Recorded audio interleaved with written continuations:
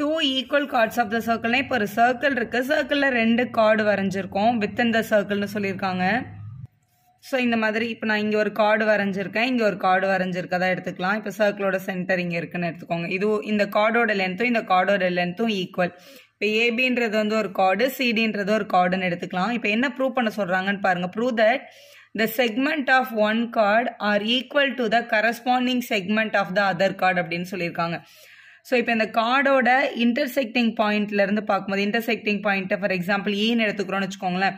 இப்போ இந்த ஈன்றது வந்து இந்த கார்டை ரெண்டாக பிரிச்சிருக்கு. ஈடின்னு ஒரு போர்ஷன், ஈசின்னு ஒரு போர்ஷன். அதே மாதிரி ஈ வந்து இந்த கார்டையும் ரெண்டாக பிரிச்சிருக்கு. ஏஇன்னு ஒரு போர்ஷன், இபின்னு ஒரு போர்ஷனாக பிரிச்சிருக்கு. அப்போ நம்ம என்ன ப்ரூவ் பண்ணோம்னா, இந்த கார்டோட ஒரு செக்மெண்ட்டும் இந்த கார்டோட ஒரு செக்மெண்ட்டும் ஈக்குவலாக தான் இருக்கும். அதே மாதிரி இந்த சியும் இந்த பியும் கூட ஈக்குவலாக தான் இருக்கும். இதுதான் செக்மெண்ட்ஸ். இந்த செக்மெண்ட்டும் இந்த செக்மெண்ட்டும் ஈக்குவலாக இருக்கும். அதே மாதிரி கீழே வர செக்மெண்ட் இந்த கார்டோட ஒரு பார்ட்டும் இந்த கார்டோட ஒரு பார்ட்டும் ஈக்குவல்னு உங்களை ப்ரூவ் பண்ண சொல்லியிருக்காங்க. ஸோ இப்போ அதே டயக்ராம் தான் இங்கே வரைஞ்சிருக்கேன். ஸோ சர்க்கிள் வரைஞ்சாச்சு, 2 ஈக்குவல் கார்ட்ஸு, சர்க்கிளோட சென்டர் இங்கே இருக்குது. ஸோ டைரெக்டாக இந்த ஏஇயும் டியும் ஈக்குவல் நம்மளால ப்ரூவ் பண்ண முடியாது. ஸோ அதனால் என்ன பண்ணுறோன்னா, இந்த சர்க்கிளோட சென்டர்லேருந்து ஒரு 90 டிகிரி லைன் வரைஞ்சிக்கிறோம். ஸோ இங்கேருந்து ஒரு 90 டிகிரி லைன் வரைஞ்சிருக்கோம். அதே மாதிரி உங்களோட சிடின்ற லைனுக்கும் சர்க்கிளோட சென்டர்லேருந்து ஒரு 90 டிகிரி லைன் வரைஞ்சிக்கலாம். ஸோ 90 டிகிரி லைன் வரைகிறதுக்கோட பேசிக் என்ன அப்படின்னு பார்த்தீங்கன்னா, எப்போவுமே ஒரு சர்க்கிளில் ஒரு கார்டு இருந்தது அப்படின்னா சர்க்கிளோட சென்டர்லேருந்து 90 டிகிரி நம்ம வரைஞ்சோம் அப்படின்னா இது கரெக்டாக 2ஆக டிவைட் பண்ணோம் அப்படின்றது ஒரு பேசிக். இப்போ நம்ம இங்கே வரைஞ்சிருக்கோம்.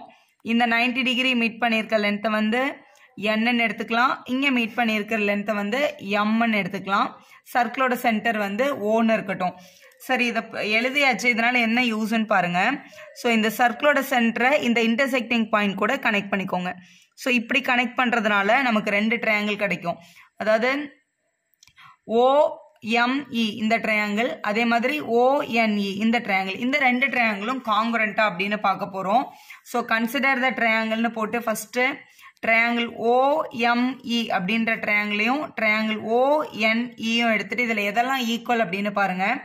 இதில் ஏபின்ற கார்டும் சிடின்ற கார்டும் ஈக்குவலாக இருக்கிறதுனால ஈக்குவல் கார்ட்ஸ் சர்க்கிளோட சென்டர்ல இருந்து சேம் டிஸ்டன்ஸ்ல தான் இருக்கும் அப்படின்னு ஒரு ப்ராப்பர்ட்டி இருக்கு. ஏன்னா 2 கார்டு ஈக்குவலா இருக்காங்க லென்த்ல அப்படின்னா அவங்க சர்க்கிள்ல இருந்து ஒரே தூரத்துல இருக்காங்கன்னு தான் அர்த்தம். அப்ப கண்டிப்பா OMஓட லென்த்தும் ONஓட லென்த்தும் ஈக்குவல் தான். Equal chords at the same டிஸ்டன்ஸ்ன்றதான் அதோட ப்ராப்பர்ட்டி. அதே மாதிரி OE அப்படின்ற லைன் வந்து இந்த ட்ரையாங்கிளுக்கும் இருக்கு, இந்த ட்ரையாங்கிளுக்கும் இருக்கு. அதனால OE is equal to OA அப்படின்னு எழுதிக்கலாம். ஸோ பை த கன்ஸ்ட்ரக்ஷன் நம்ம M வந்து 90 டிகிரி ஃபார்ம் பண்ணியிருக்கோம், இங்க N வந்து 90 டிகிரி உள்ள ஃபார்ம் பண்ணியிருக்கோம். அப்போ கண்டிப்பா சொல்ல முடியும் OMEன்றதும் ONE அப்படின்றது ரெண்டுமே வந்து 90 டிகிரி தான் பை த கன்ஸ்ட்ரக்ஷன். அப்போ இந்த 2 ட்ரையாங்கிளும் காங்குரண்ட் தான். ஏன்னா ரெண்டுமே ரைட் ஆங்கிள் ட்ரையாங்கிள், 2 பேரோட ஹைபார்டெனஸும் ஈக்குவல், பிளஸ் ஒன் மோர் சைடும் ஈக்குவலா இருக்கிறதுனால RHS காங்குரன்சி யூஸ் பண்ணி இந்த 2 ட்ரையாங்கிளும் நம்ம என்னன்னு சொல்லிடலாம், காங்குரண்ட் ட்ரையாங்கிள்னு சொல்லிடலாம். அப்போ triangle OME is congruent to triangle ONEன்னு எழுதிக்கலாம். சரி, இதை ப்ரூவ் பண்றதுனால இப்போ என்ன யூஸ் அப்படின்னு பார்த்தீங்கன்னா, இந்த Mல இருந்து Eயோட லென்த்தும் இந்த Nல இருந்து Eயோட லென்த்தும் டெஃபினட்டா ஈக்குவலா இருக்கும்.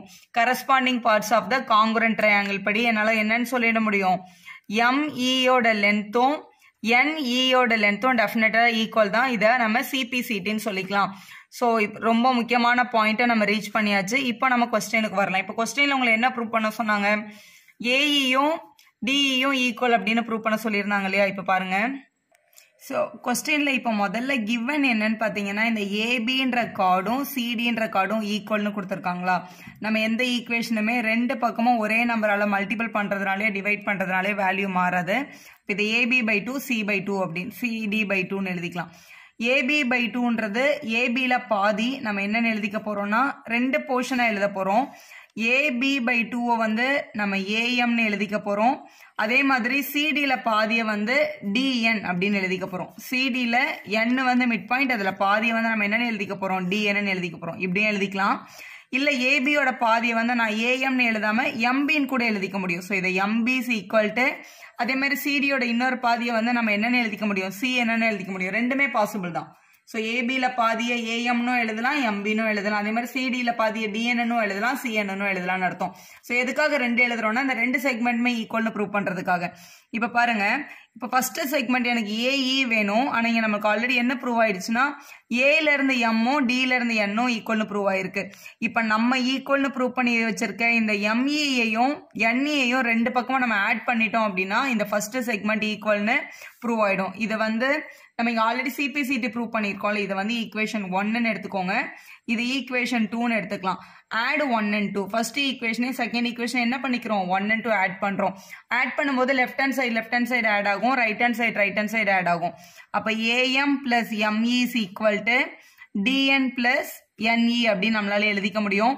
டயக்ராம்ல பாருங்க, ஏஎம்மும் எம்இயும் ஆட் பண்ணா ஏஇ கிடைச்சிரும். அதே மாதிரி டிஎன்னும் என்இயும் ஆட் பண்ணா டிஇ கிடைச்சிரும். ஸோ இதோட ஒரு செக்மெண்ட் ஈக்குவல்னு நம்ம இப்போ ப்ரூவ் பண்ணியாச்சு.